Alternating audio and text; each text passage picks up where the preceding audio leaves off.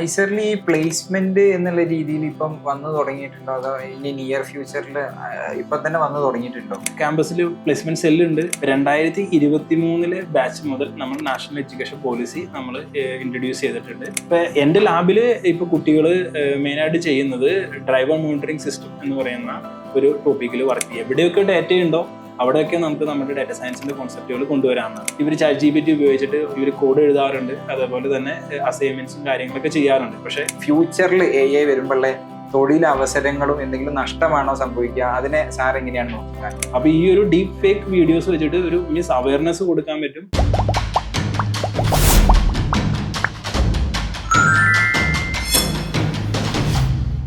Hello everyone, ഇന്ന് നമ്മളുടെ കൂടെ ജോയിൻ ചെയ്യുന്നത് ഭയങ്കര സ്പെഷ്യൽ ആയിട്ടുള്ള ഒരു ഗസ്റ്റ് ആണ്. ഐസർ തിരുവനന്തപുരത്തിലെ ഡാറ്റ സയൻസ് ഡിപ്പാർട്ട്മെന്റിലെ അസിസ്റ്റന്റ് പ്രൊഫസർ ആയിട്ടുള്ള ഡോക്ടർ ആൽവിൻ പൗലോസ് സാറാണ്. സോ നമുക്ക് നമ്മളുടെ ചാനലിലേക്ക് വെൽക്കം ചെയ്യാം. Sir, welcome to our channel. Thank you. സാറിന്റെ ബാക്ക്ഗ്രൗണ്ട്, ഡാറ്റ സയൻസിലുള്ളൊരു ബാക്ക്ഗ്രൗണ്ടും എങ്ങനെയാണ് ഈ ഡാറ്റ സയൻസിലേക്ക് എത്തിയ ഒരു ജേർണി എന്നുള്ളത് എക്സ്പ്ലെയിൻ ചെയ്തുകൊണ്ട് നമ്മുടെ കോൺവെർസേഷൻ സ്റ്റാർട്ട് ചെയ്യാം. ഓക്കെ. സോ ആദ്യം ഞാൻ ചെയ്തത് എൻ്റെ അണ്ടർ ഗ്രാജുവേറ്റ് അത് ഇലക്ട്രോണിക്സ് ആൻഡ് കമ്പ്യൂട്ടർ മെയിൻ്റനൻസ് എന്ന് പറയുന്ന ഒരു കോഴ്സായിരുന്നു. അത് MG യൂണിവേഴ്സിറ്റിയുടെ കീഴിൽ വരുന്ന ആലുവ യൂണിയൻ ക്രിസ്ത്യൻ കോളേജിലാണ് ഞാൻ ഡിഗ്രി ചെയ്തത്. അതിനുശേഷം ഞാൻ മാസ്റ്റേഴ്സ് MES കോളേജ് മാറമ്പള്ളിയിൽ MS ഇലക്ട്രോണിക്സ് ചെയ്തു. അതിനുശേഷം എനിക്കൊരു ഓപ്പർച്യൂണിറ്റീസ് കിട്ടി. ഞാൻ MTech ക്രൈസ്റ്റ് യൂണിവേഴ്സിറ്റി ബാംഗ്ലൂർ ചെയ്തു. അപ്പോൾ അതിൻ്റെ പ്രൊജക്റ്റിൻ്റെ ഭാഗമായി എനിക്ക് സൗത്ത് കൊറിയയിൽ നിന്ന് PhDക്കുള്ള ഓഫർ വരികയും അതേപോലെ റിസർച്ച് ഏരിയയും ചെയ്ത പ്രൊജക്റ്റും മാച്ചായി വരികയും അതിൻ്റെ ഒരു ബേസിൽ ഞാൻ PhDക്ക് ആയിട്ട് സൗത്ത് കൊറിയയിൽ പോയി. അപ്പോൾ അവിടെ നിന്നാണ് പിന്നീട് എൻ്റെ റിസർച്ച് കരിയർ എല്ലാം തുടങ്ങുന്നത് അവിടെ നിന്നാണ്. അപ്പം ഞാൻ ആദ്യം ചെന്നത് ഈ വയർലെസ് കമ്മ്യൂണിക്കേഷൻ എന്ന് പറയുന്ന ഒരു റിസർച്ച് ഏരിയയിലേക്കായിരുന്നു. പക്ഷേ അത് കഴിഞ്ഞ് പിന്നീട് അവിടെ അത് ഒരു ഇന്റർ ഡിസിപ്ലിനറി ലാബ് തന്നെയായിരുന്നു. നമ്മൾ എല്ലാ രീതിയിലുള്ള പ്രൊജക്ട്സും അവിടെ എല്ലാ ഡൊമൈനിലുള്ള പ്രൊജക്ട്സും ഉണ്ടായിരുന്നു. അപ്പം അങ്ങനെ ചെയ്ത് ഞാൻ ആദ്യത്തെ ഒരു 6 മാസം പ്യുവർ കമ്മ്യൂണിക്കേഷൻ എഞ്ചിനീയറിംഗിൽ അത് നമ്മുടെ സൗത്ത് കൊറിയയിൽ ഉണ്ടായിരുന്ന ഒളിമ്പിക്സിന്റെ ഭാഗമുണ്ടായിട്ടുള്ള അവിടെ വിന്റർ ഒളിമ്പിക്സ് ഉണ്ടായിരുന്നു. ആ സമയത്ത് അതിന്റെ ഭാഗമായിട്ടുണ്ടായിരുന്ന ഒരു ബ്രോഡ്കാസ്റ്റിംഗ് 4K വീഡിയോ ബ്രോഡ്കാസ്റ്റിംഗ് എന്ന് പറയുന്ന അതിന്റെ ഒരു പ്രൊജക്റ്റിലായിരുന്നു ചെയ്തുകൊണ്ടിരുന്നത്. അത് കഴിഞ്ഞ് ആ പ്രൊജക്റ്റ് ആ ഒളിമ്പിക്സിന്റെ ആ ഒരു പീരീഡോട് കൂടി ആ പ്രൊജക്റ്റും കഴിഞ്ഞു, ഞങ്ങൾ ചെയ്തുകൊണ്ടിരുന്ന വർക്കും കഴിഞ്ഞു. അത് കഴിഞ്ഞ് എനിക്ക് അടുത്തൊരു പ്രൊജക്റ്റ് ചെയ്യാൻ ഉള്ള ഒരു ഓപ്ഷൻസ് വന്നപ്പോൾ ആ ഒരു ടൈമിലാണ്, അത് ഒരു 2018 കാലഘട്ടത്തിലാണ്, ആ ഒരു ടൈമിലാണ് എനിക്കൊരു ഓപ്ഷൻ കിട്ടിയത്. അന്നാണ് എല്ലാവരും deep learning, machine learning, artificial intelligence എന്നതിനെ കുറിച്ച് വളരെ ഡീറ്റെയിൽ ആയിട്ട് എല്ലാവരും സംസാരിച്ചുകൊണ്ടിരിക്കുന്ന ഒരു സമയം. ആ ഒരു റിസർച്ച് എന്ന് പറയുന്നത് വളരെ അട്രാക്റ്റീവായിട്ട് വളർന്നുകൊണ്ടിരിക്കുന്ന ഒരു ഏരിയ ആയിരുന്നു. ആ ഒരു ടൈമിലാണ് 2018 നമ്മൾ ആദ്യമായിട്ട് ഞാൻ ഈ ഒരു പ്രൊജക്റ്റ് എന്ന് പറയുന്നത് ഈ ഒരു കോൺസെപ്റ്റിലേക്ക്, ഈ ഒരു റിസർച്ച് ഏരിയയിലേക്ക് ഞാൻ ചെല്ലുന്നത്. അതിനുശേഷം അത് അവിടെ തുടങ്ങിയത്, ഞാൻ ആദ്യം വർക്ക് ചെയ്തുകൊണ്ടിരുന്നത് ഈ ലോക്കലൈസേഷൻ എന്ന് പറയുന്നതാണ്. എൻ്റെ PhD തീസിസും ലോക്കലൈസേഷനിലാണ്. ലോക്കലൈസേഷൻ എന്നുള്ളത് ഉദ്ദേശിക്കുന്നത് നമ്മുടെ പൊസിഷൻ ഐഡന്റിഫൈ ചെയ്യുക എന്നുള്ളതാണ് മെയിനായിട്ട് വരിക. ബേസിക്കലി നമുക്ക് ഔട്ട്ഡോഴ്സിൽ നമ്മുടെ GPS ഗ്ലോബൽ പൊസിഷൻ സിസ്റ്റം വളരെ ആക്റ്റീവാണ്, ആക്യുറേറ്റ് ആണ്, നമുക്ക് എവിടെ വേണമെങ്കിലും നമുക്ക് ഐഡന്റിഫൈ ചെയ്യാൻ പറ്റും. പക്ഷെ നമ്മൾ ബിൽഡിങ്ങിന്റെ അകത്തേക്കോ അല്ലെങ്കിൽ ഒരു ടണൽ അല്ലെങ്കിൽ അണ്ടർഗ്രൗണ്ട് കാർ പാർക്കിംഗ് ഏരിയ അങ്ങനെ വരുന്ന സ്ഥലങ്ങളിലൊക്കെ നമുക്ക് GPS ആക്യുറേറ്റ് അല്ല, നമുക്ക് നമ്മുടെ പൊസിഷൻ ഐഡന്റിഫൈ ചെയ്യാൻ പറ്റത്തില്ല. അപ്പോൾ അങ്ങനെയുള്ള സിനാരിയോസിൽ അതായിരുന്നു ചലഞ്ചായിട്ട് ഞാൻ എൻ്റെ PhD ടോപ്പിക്കിന് ഇതായിട്ട് എടുത്തത്. ആ ഒരു ചലഞ്ച് എങ്ങനെ നമുക്ക് അഡ്രസ്സ് ചെയ്യാൻ പറ്റും, എങ്ങനെ നമുക്ക് ഇൻഡോർ സിനാരിയോയിൽ ഒരു ബിൽഡിങ്ങിന്റെ അകത്ത് അല്ലെങ്കിൽ ഒരു റൂമിന്റെ അകത്ത് നമുക്ക് ട്രാക്ക് ചെയ്യാൻ പറ്റും. അപ്പൊ അതായിരുന്നു PhDയുടെ മെയിൻ ഒബ്ജക്റ്റീവ്. അപ്പൊ അതിൽ നിന്നും പല ഡൊമൈൻസിലും അതിന് തന്നെ സെൻസർ ബേസ്ഡ് ആയിട്ടുള്ള സിസ്റ്റവും അതേപോലെ സിഗ്നൽസ് ബേസ്ഡ് ആയിട്ടുള്ള സിസ്റ്റവും അങ്ങനെ പല സിസ്റ്റത്തിൽ നമ്മൾ വർക്ക് ചെയ്ത് അതിന്റെ അഡ്രസ്സ് ചെയ്തിട്ടുള്ള ഒരു വർക്കായിരുന്നു പോയിക്കൊണ്ടിരുന്നത്. അപ്പൊ അതിന്റെ പാരലായിട്ട് തന്നെ എല്ലാവരും ആ ഒരു ടൈമിൽ തന്നെ വർക്ക് ചെയ്തുകൊണ്ടിരുന്നതായിരുന്നു ഈ പറഞ്ഞ ഡീപ്പ് ലേണിംഗ്. അപ്പൊ അതിന് ശേഷം നമ്മൾ ഈ കോൺസെപ്റ്റ് എല്ലാം നമ്മുടെ റിസർച്ചിലേക്ക് കൊണ്ടുവന്നു. അപ്പൊ അങ്ങനെയാണ് ബേസിക്കലി ഡാറ്റ സയൻസ് എന്ന് പറയുന്ന ഒരു മേഖല. Data science basically artificial intelligence, machine learning എന്ന് പറയുന്ന ഒരു ഏരിയയിലേക്ക് ഞാൻ എത്തിപ്പെടുന്നത്. അതിനുശേഷം സാറ് വർക്ക് പോസ്റ്റ് ഡോക്ടറൽ റിസർച്ചിന് ശേഷം എങ്ങനെയാണ് ഐസറിലെ ഒരു അസിസ്റ്റന്റ് പ്രൊഫസർ എന്ന് പറഞ്ഞ പൊസിഷനിലേക്ക് വരുന്നത്? എങ്ങനെയാണ്? അപ്പൊ ഇത് കൊറിയയിൽ PhD എനിക്ക് 4 വർഷത്തോളമായിരുന്നു ഞാൻ ചെയ്തുകൊണ്ടിരുന്നത്. അപ്പൊ 4 വർഷത്തിലാണ് അത് കഴിഞ്ഞത്. അതിനുശേഷം പോസ്റ്റ് ഡോക്ക് ആയിട്ട് യുണൈറ്റഡ് സ്റ്റേറ്റ്സിലെ യൂണിവേഴ്സിറ്റി ഓഫ് മിഷിഗനിൽ പോസ്റ്റ് ഡോക്ക് ചെയ്തുകൊണ്ടിരിക്കുകയായിരുന്നു. അപ്പൊ അങ്ങനെ ചെയ്തുകൊണ്ടിരിക്കുന്ന സമയത്ത് തന്നെ എനിക്ക് പ്രൈമറി എൻ്റെ ഒരു പ്രയോറിറ്റി എന്ന് പറയുന്നത് നാട്ടിലേക്ക് വരിക, ഇവിടെ ഒരു ജോലി ചെയ്യുക എന്നുള്ളതായിരുന്നു. ഓൾമോസ്റ്റ് 6 വർഷത്തോളം പുറത്തായിരുന്നു. അപ്പോൾ എൻ്റെ ഒരു ഫൈനൽ എയിം എന്ന് പറയുന്നത് തിരിച്ച് നാട്ടിലേക്ക് വരിക, എനിക്ക് കിട്ടിയ സ്കിൽസ് അല്ലെങ്കിൽ എനിക്ക് കിട്ടിയ നോളജ് നമ്മുടെ കുട്ടികൾക്കും പകർന്നു കൊടുക്കുക, നമ്മുടെ കുട്ടികൾക്കും കിട്ടുക എന്നുള്ളതായിരുന്നു എൻ്റെ ഒരു ഐഡിയ. എനിക്കും അങ്ങനെ ഒരു ഐഡിയ ഉണ്ടായിരുന്നു. അപ്പം അങ്ങനെ വന്നതിന്റെ സമയത്ത് ഞാൻ പോസ്റ്റ് ഡോക്ക് ചെയ്തുകൊണ്ടിരിക്കുന്ന ഇടയിൽ എനിക്ക് ഐസറിൽ നിന്ന് ഞാൻ നാട്ടിലുള്ള ഒട്ടുമിക്ക ഇൻസ്റ്റിറ്റ്യൂട്ടിലും ഞാൻ അപേക്ഷ കൊടുത്തിട്ടുണ്ടായിരുന്നു, ജോബിനുള്ള അപേക്ഷ കൊടുത്തിട്ടുണ്ടായിരുന്നു. അപ്പൊ ഐസറിൽ നിന്നായിരുന്നു ഫസ്റ്റ് ഓഫർ വന്നത്. അപ്പൊ അവര് നമുക്ക് ഓഫർ തന്നു കഴിഞ്ഞപ്പോൾ പിന്നെ സന്തോഷത്തോടു കൂടി ഇങ്ങോട്ട് വേഗം വരികയായിരുന്നു. എന്റെ ബാച്ച് 2016 വന്ന ബാച്ചായിരുന്നു. ഞങ്ങൾ ഗ്രാജുവേറ്റ് ചെയ്ത് 2021 ഐസറിന്. അപ്പൊ ഈ ഡാറ്റ സയൻസ് എന്ന് പറഞ്ഞ കോഴ്സ് ഐസർ തിരുവനന്തപുരത്തിൽ ഇല്ല. റിലേറ്റീവ്ലി ന്യൂ ആയിട്ടുള്ള ഒരു കോഴ്സാണ് ഡാറ്റ സയൻസ്. അപ്പൊ ഞങ്ങൾ പഠിച്ചിരുന്ന സമയത്ത് pure science, physics, chemistry, maths, biology ഇത് പഠിപ്പിക്കുന്ന ഒരു സ്ഥാപനം എന്ന് മാത്രമായിരുന്നു ഐസറിനെ കുറിച്ചുള്ള ഒരു ധാരണ എന്ന് പറയുന്നത്. അപ്പം അതിനുശേഷം പുറത്തിറങ്ങിയ ഒരുപാട് പേർക്കുള്ളയും അതേപോലെ ഇനി ഐസറിലേക്ക് വരാൻ ഉള്ള കുട്ടികളെ, ഐസർ ആസ്പിറൻസിനുള്ള ഒരു കോമൺ ആയിട്ടുള്ള ഡൗട്ടാണ് എന്താണ് ഡാറ്റ സയൻസ്. ഒരു വിധം കുട്ടികൾക്കൊന്നും ഒരു ധാരണയില്ല എന്താണ് ഡാറ്റ സയൻസ് എന്നുള്ളത്. അപ്പം എന്താണ്, what exactly is data science എന്ന് ചോദിച്ചാൽ സാർ എങ്ങനെയാണ് അത് എക്സ്പ്ലെയിൻ ചെയ്തു കൊടുക്കുക? ഡാറ്റ സയൻസ് എന്ന് പറഞ്ഞാൽ ഒരു പർട്ടിക്കുലർ സബ്ജക്റ്റ് എന്നതിന് പകരം അതൊരു ഹൈബ്രിഡ് എന്ന് പറയുന്നതാണ് ഏറ്റവും ഉത്തമം. അതായത് ഇതിൽ നമുക്ക് സ്റ്റാറ്റിസ്റ്റിക്സ്, മാത്സ് കമ്പോണന്റ് കയറി വരുന്നുണ്ട്, അതേപോലെ കമ്പ്യൂട്ടർ പ്രോഗ്രാമിന്റെയും കമ്പ്യൂട്ടർ കോഴ്സുകളും കയറി വരുന്നുണ്ട്, പിന്നെ AL ML കോഴ്സുകളാണ് വരുന്നത്. അപ്പൊ ഈ 3 കമ്പോണന്റിന്റെയും കൂടി ചേർന്നിട്ടുള്ള ഒരു ഫോമിനാണ് നമുക്ക് ജനറലി നമുക്ക് ഡാറ്റ സയൻസ് എന്നതുകൊണ്ട് നമുക്ക് ജനറൽ ആ ടൈം കൊണ്ട് നമുക്ക് ഉദ്ദേശിക്കുന്നത്. അപ്പൊ നമ്മുടെ കരിക്കുലം നമ്മൾ ഇവിടെ ഡിസൈൻ ചെയ്തിരിക്കുന്നതും ഈ ഒരു ഫോർമാറ്റിൽ തന്നെയാണ്. അതായത് ഇത് കംപ്ലീറ്റ് പ്യൂർ കമ്പ്യൂട്ടർ സയൻസ് അല്ല, എന്നാൽ കംപ്ലീറ്റ് പ്യൂർ മാത്തമാറ്റിക്കൽ ഇതല്ല, അതോ AL ML കോഴ്സുകൾ മാത്രമല്ല, ഇതെല്ലാം കൂടി ഈ 3 കൂടി ഉള്ള ഒരു തീമാറ്റിക് കരിക്കുലമാണ് നമുക്കിവിടെ ഡാറ്റ സയൻസിലുള്ളത്. അപ്പൊ ജനറലി നമുക്ക് ഡാറ്റ സയൻസ് എന്ന് പറഞ്ഞാൽ ഈ ഒരു 3ന്റെയും ഒരു ഹൈബ്രിഡ് ഫോമിനെയാണ് ഡാറ്റ സയൻസ് എന്നതുകൊണ്ട് അർത്ഥമാക്കുന്നത്. ഇനി സാറ് ലാബിന്റെ അകത്ത് നടക്കുന്ന റിസർച്ചിൽ വരികയാണെന്നുണ്ടെങ്കിൽ സാറ് ലാബിന് പേരിട്ടത് ഡീപ്പ് ഇന്റലിജൻസ് ലേണിംഗ് ലാബ് എന്നാണ്, DIL ലാബ്. എന്തുകൊണ്ടാണ് അങ്ങനെ ഒരു പേര് ചൂസ് ചെയ്യാനുള്ള കാരണം? ആൻഡ് എന്താണ് സാറിന്റെ ലാബിൽ നടക്കുന്ന റിസർച്ച് എന്ന് പറയുന്നത്? Deep intelligence learning lab basically ഞാൻ ഡീപ്പ് ലേണിംഗ് എന്ന് പറയുന്ന ഒരു ടേം എക്സ്റ്റെൻഡ് ചെയ്തതാണ്. ഡീപ്പ് എന്ന് പറയുമ്പോൾ മോർ ആഴത്തിലേക്ക് നമ്മൾ ഡീപ്പായിട്ട് പോയിക്കൊണ്ടിരിക്കുക എന്നതാണ്. ഇപ്പൊ ബേസിക്കലി ഇപ്പൊ നമ്മൾ പറയുകയാണെങ്കിൽ ഓവറോൾ ആർട്ടിഫിഷ്യൽ ഇന്റലിജൻസ്, അതിന്റെ അകത്ത് നമുക്ക് മെഷീൻ ലേണിംഗ് വരുന്നു, അതിന്റെ അകത്ത് ഡീപ്പ് ലേണിംഗ് വരുന്നു, ആൻഡ് ഇപ്പോഴത്തെ ഏറ്റവും ഹോട്ട് ടോപ്പിക് ആയിട്ടുള്ള ജനറേറ്റീവ് AI വരുന്നു. അതായത് നമ്മൾ മോർ ഡീപ്പർ ഇതിനകത്തേക്ക് പോയിക്കൊണ്ടിരിക്കുകയാണ്. അപ്പൊ എന്റെ കീ ഐഡിയ എന്ന് പറയുന്നത് ഡീപ്പറിലേക്ക് പോകുന്നവരും മോർ ഇന്റലിജൻസ്, ആ ഇന്റലിജൻസ് ലേൺ ചെയ്യുക എന്നുള്ളതാണ്. അപ്പൊ ആ ഒരു കോൺസെപ്റ്റ് വൈസ് ആണ് ഞാൻ ഡീപ്പ് ഇന്റലിജൻസ് ലേണിംഗ് ലാബ് എന്ന DIL ലാബ് എന്നതുകൊണ്ട് ഞാൻ മെയിൻ ആയിട്ട് ഉദ്ദേശിച്ചത്.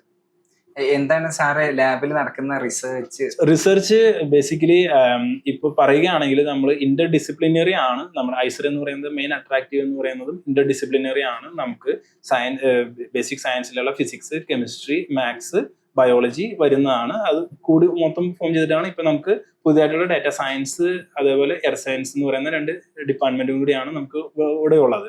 ഇപ്പൊ എന്റെ ലാബില് ഇപ്പൊ കുട്ടികൾ മെയിനായിട്ട് ചെയ്യുന്നത് ഡ്രൈവർ മോണിറ്ററിംഗ് സിസ്റ്റം എന്ന് പറയുന്ന ഒരു ടോപ്പിക്കിൽ വർക്ക് ചെയ്യുന്നുണ്ട്. അതിൽ ബേസിക്കലി ഡ്രൈവറിന്റെ ഇമോഷൻസ് ഐഡന്റിഫൈ ചെയ്യുക, ഡ്രൈവറിന്റെ ആക്ടിവിറ്റീസ് മോണിറ്റർ ചെയ്യുക, ഡ്രൈവർ ഉറങ്ങുന്നുണ്ടോ അല്ലെങ്കിൽ കണ്ണടച്ച് പോകുന്നുണ്ടോ, അല്ലെങ്കിൽ ഡ്രൈവറിന്റെ ഡ്രൈവിംഗ് അറ്റൻഷനിൽ നിന്ന് മാറി ഡിസ്ട്രാക്ട് ചെയ്തിട്ട് മറ്റ് ആക്ടിവിറ്റീസിലേക്ക്, ഇപ്പൊ ഡ്രിങ്കിങ് വാട്ടർ അല്ലെങ്കിൽ ടെക്സ്റ്റിംഗ് അല്ലെങ്കിൽ യൂസിങ് മൊബൈൽ ഫോൺ അല്ലെങ്കിൽ talk to the other passenger, ഇങ്ങനത്തുള്ള ഡിസ്ട്രാക്റ്റഡ് ആയിട്ടുള്ള ഒരു എൻവയോൺമെന്റിൽ എങ്ങനെ ഇത് നമുക്ക് മോണിറ്റർ ചെയ്ത് എങ്ങനെ സേഫ് ഡ്രൈവിംഗ് ആക്കാം എന്നുള്ളതാണ് ഒരു ഒബ്ജക്റ്റീവ് ആയിട്ട് ഉള്ളത്. അതേപോലെ മറ്റൊരു വർക്ക് എൻ്റെ സ്റ്റുഡൻറ് ചെയ്യുന്നത് ഹാൻഡ് സിഗ്നൽ, അതായത് നമ്മുടെ ഗസ്റ്റർ ഐഡന്റിഫിക്കേഷൻ, സൈൻ ലാംഗ്വേജ് എന്ന് പറയുന്ന ഒരു കോൺസെപ്റ്റിൽ നമ്മൾ വർക്ക് ചെയ്യുന്നുണ്ട്. അപ്പൊ നമ്മൾ സ്റ്റാൻഡേർഡ് ആയിട്ടുള്ള നമ്മുടെ ലാംഗ്വേജ്, നമ്മുടെ ഇത് നോക്കിയിട്ട് സൈൻ ലാംഗ്വേജ് നോക്കിയിട്ട്, സംസാരശേഷി ഇല്ലാത്ത കുട്ടികളുടെ ലാംഗ്വേജ് നോക്കിയിട്ട് അതിനനുസരിച്ച് നമ്മൾ നമ്മുടെ റൈറ്റ് ഹാൻഡ്, ലെഫ്റ്റ് ഹാൻഡ് എന്നുള്ള രീതിയിലാണ് നമ്മൾ സിസ്റ്റം ഡെവലപ്പ് ചെയ്തിരിക്കുന്നത്.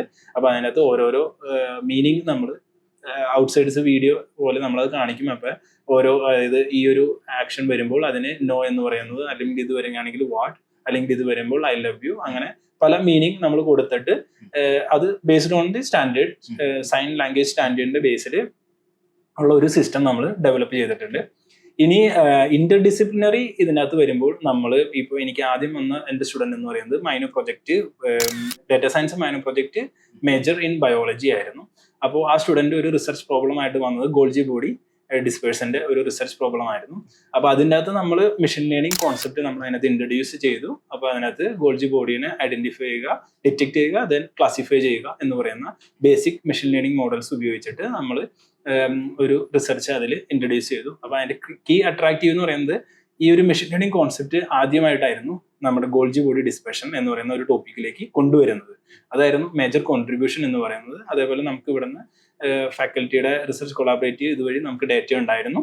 അപ്പോൾ അതിന്റെ ഇത് വെച്ചിട്ട് നമ്മൾ ഒരു സിസ്റ്റം ഡെവലപ്പ് ചെയ്തു. അതൊരു പബ്ലിക്കേഷൻ രീതിയിലേക്ക് ഒരു വർക്കായിട്ട് മാറി.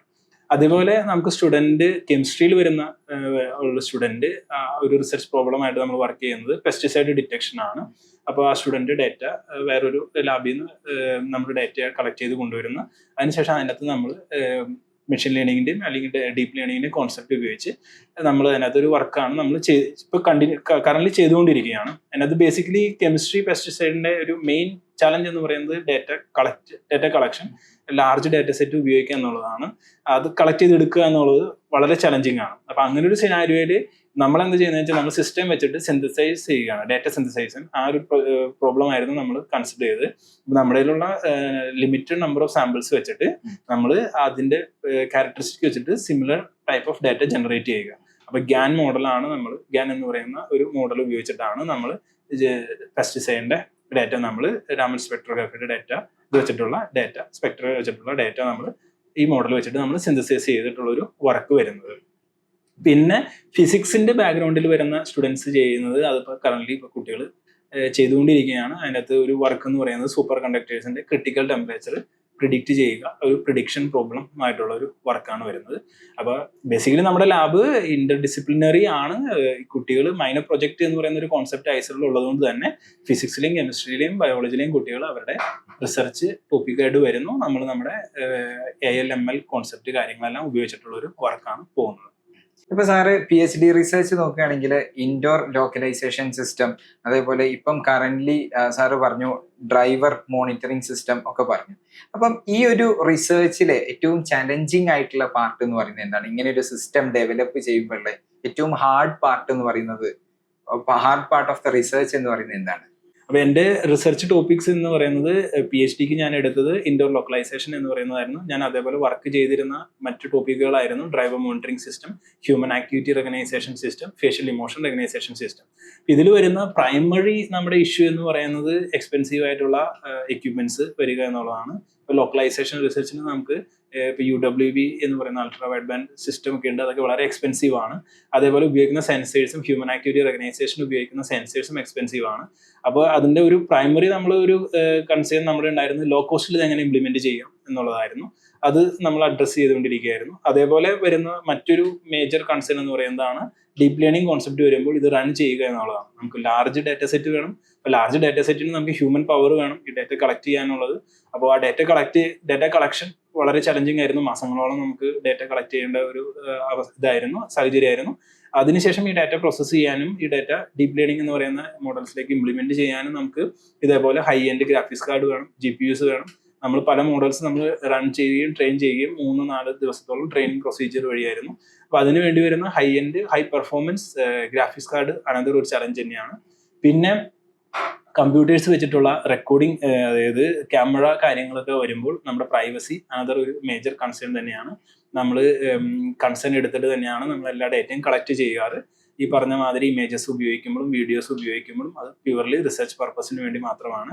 അപ്പോൾ ഇതൊക്കെയായിരുന്നു മേജർ ചലഞ്ചസും കൺസേൺസും ഈ പറയുന്ന റിസർച്ച് ഏരിയയിൽ ഞാൻ ഫേസ് ചെയ്തത്. ഇനി ഈ ആളുകൾക്ക് ആർട്ടിഫിഷ്യൽ ഇന്റലിജൻസ് അല്ലെങ്കിൽ AI എന്ന് കേൾക്കുമ്പം ഏറ്റവും കൂടുതൽ ആൾക്കാർ ഉപയോഗിക്കുന്ന ഒരു രീതിയാണ് ഈ ജനറേറ്റീവ് AI എന്ന് പറയുന്നത്. ChatGPT പോലെ, ജെമിനൈ പോലെയുള്ള AI ടൂൾസ്. അപ്പം ഈ ഒരു AI-യുടെ എവല്യൂഷൻ നോക്കുകയാണെന്നുണ്ടെങ്കിൽ ഓരോ വർഷം ഒരുപാട് ബെറ്റർ ആയിക്കൊണ്ടിരിക്കുകയാണ് AI, പ്രത്യേകിച്ച് ജനറേറ്റീവ് AI.